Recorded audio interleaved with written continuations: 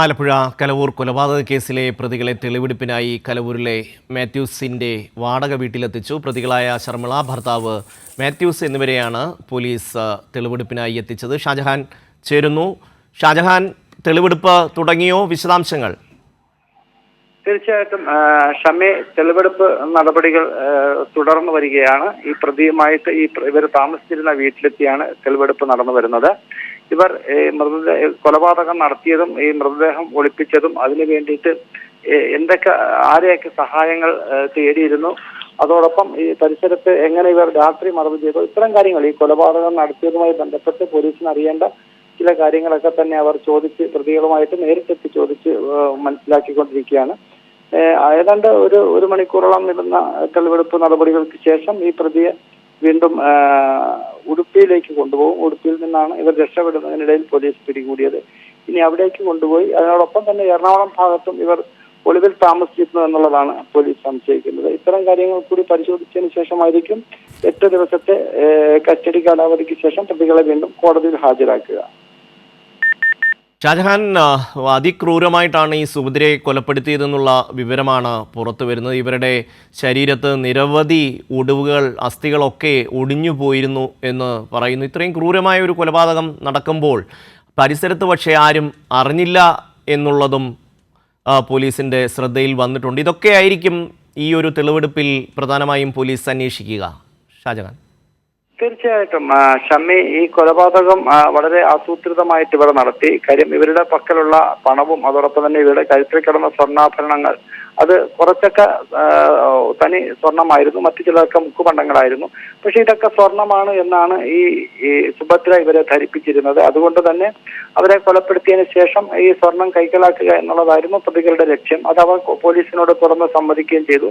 അതിന്റെ ഭാഗമായിട്ടാണ് അവരുടെ ഒരു സുഹൃത്ത്, മാത്യൂസിന്റെ ഒരു സുഹൃത്തിന്റെ പക്കൽ നിന്നും ഇവരെ മയക്കുന്നതിന് വേണ്ടിയിട്ട് ചില മരുന്നുകൾ വാങ്ങിച്ച് ഇവർക്ക് നൽകുകയും, പക്ഷെ ഇവർ ആ മരുന്നിൽ പൂർണ്ണമായിട്ടും മയങ്ങാതെ വന്നൊരു സാഹചര്യത്തിലാണ് ഇവരെ കട്ടിലിൽ നിന്നും ചവിട്ടി താഴെയിടുകയും ഇരുവരും കയറി അവരുടെ ശരീരത്തിൽ കയറി നിന്നുകൊണ്ട് അവരുടെ കഴുത്ത് ഞെരിച്ച് ബലം പ്രയോഗിച്ച് അവരെ ക്രൂരമായ രീതിയിൽ കൊലപ്പെടുത്തിയത്.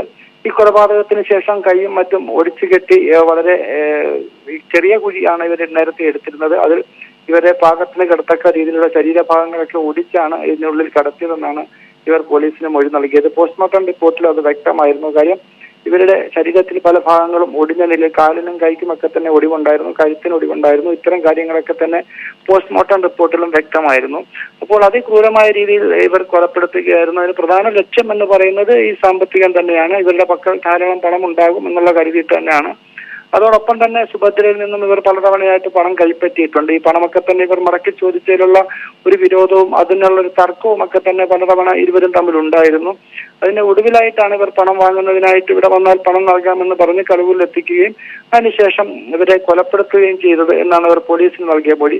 അതെങ്ങനെ കൊലപ്പെടുത്തി, എന്തൊക്കെ ഉപയോഗിച്ചു, തലങ്ങണി ഉപയോഗിച്ച് മുഖം പൊത്തിപ്പിടിച്ചു, അതിന് വേണ്ടിയിട്ട് ഉപയോഗിച്ച തലയണ, ഇത്തരം സാധനങ്ങളൊക്കെ തന്നെ ശേഖരിക്കുന്നതിന്റെ ഭാഗമായിട്ടാണ് ഇപ്പോൾ കലവൂരിലെ മാത്യൂസിന്റെ വാടക വീട്ടിൽ തെളിവെടുപ്പ് നടന്നു വരുന്നത്. ഷമി. ഷാജഹാൻ, മറ്റൊരു സുഹൃത്തിന്റെ സഹായം കൂടി ഈ മാത്യൂസിനും ശർമിളയ്ക്കും ലഭിച്ചിരുന്നു എന്ന ഒരു വാർത്ത കൂടി വന്നിരുന്നല്ലോ. തീർച്ചയായിട്ടും മാത്യൂസിന്റെ ഒരു സുഹൃത്തിന്റെ സഹായം ഇവർ ഈ കൊലപാതകത്തിന് തേടിയിരുന്നു. ആ സുഹൃത്ത് ഇപ്പോൾ റിമാൻഡിലാണ്. അയാളെയും പ്രതി ചേർത്താണ് പോലീസ് കോടതിയിൽ കൊടുത്തത്. പക്ഷെ പോലീസ് കസ്റ്റഡിയിൽ വാങ്ങുന്ന സമയത്ത് അവരെ വാങ്ങിയിരുന്നില്ല. അയാളെ ഇനി വരും ദിവസങ്ങളിൽ, കാര്യം ഇവര് 8 ദിവസത്തേക്കാണ് ഇപ്പോൾ പോലീസ് കസ്റ്റഡിയിൽ വാങ്ങിയിരിക്കുന്നത്. അപ്പോൾ അതിനുശേഷം ഇയാളെ കൂടി ചേർത്ത് വെച്ചുകൊണ്ട് കൂടുതൽ തെളിവെടുപ്പുകൾ നടത്തുമെന്നാണ് പോലീസ് പറയുന്നത്. നിലവിലെ സാഹചര്യത്തിൽ കസ്റ്റഡിയിൽ വാങ്ങി തെളിവെടുപ്പ് നടത്തേണ്ട ഒരു സാഹചര്യമില്ല. ഇപ്പോൾ ഈ പ്രതികൾ കൊലപ്പെടുത്തിയതും കൊലപാതകത്തിന് സഹായിച്ചവരെയും അത് മറവ് ചെയ്തതും എന്തൊക്കെ ഉപയോഗിച്ചാണ് കൊലപ്പെടുത്തിയത്, എങ്ങനെ കൊലപ്പെടുത്തി, കൊലപാതക സമയം ഇവരെവിടെയാണ് സ്ത്രീ കടന്നിരുന്നത്, രക്തക്കറ പുരണ്ട വസ്ത്രങ്ങൾ ഇവരെ ഉപേക്ഷിച്ചു, തലയണ കത്തിച്ചു കളഞ്ഞു എന്നൊക്കെയാണ് ഇവർ പറയുന്നത്. കൊലപ്പെടുത്താൻ ഷാൾ ഉപയോഗിച്ചു എന്നും ഇവർ പറയുന്നുണ്ട്. ആ ഷാളൊക്കെ തന്നെ കത്തിച്ചു കളയുകയായിരുന്നു തെളിവ് നശിപ്പിക്കലിന്റെ ഭാഗമായിട്ടും.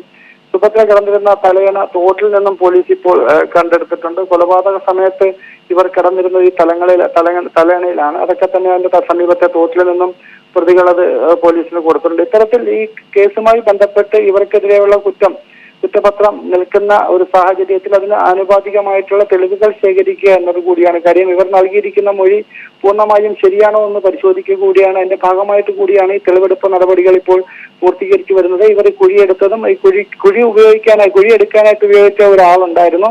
അയാൾക്ക് പക്ഷേ ഈ കേസിൽ യാതൊരു പങ്കും ഉണ്ടായിരുന്നില്ല. കരിയില ഇടുന്നതിന് വേണ്ടിയിട്ട് മൂടിയിടുന്നതിന് വേണ്ടിയിട്ട് കുഴിയെടുത്ത് നൽകണം, അതിനുവേണ്ടി അദ്ദേഹത്തിന് പണവും നൽകിയിരുന്നു. പക്ഷേ ഈ കേസിന്റെ ആദ്യത്തെ സാക്ഷി എന്ന് പറയുന്ന അദ്ദേഹമാണ്. ഈ കേസിൽ അദ്ദേഹത്തെയാണ് ആദ്യം പോലീസ് കസ്റ്റഡിയെടുക്കുകയും ചോദ്യം ആലപ്പുഴ കലവൂരിൽ സുഭദ്രയെ കൊലപ്പെടുത്തിയ കേസിലെ പ്രതികളെ തെളിവെടുപ്പിനായി പോലീസ് എത്തിച്ചു. വിശദാംശങ്ങൾ നൽകിയത് ഷാജഹാൻ.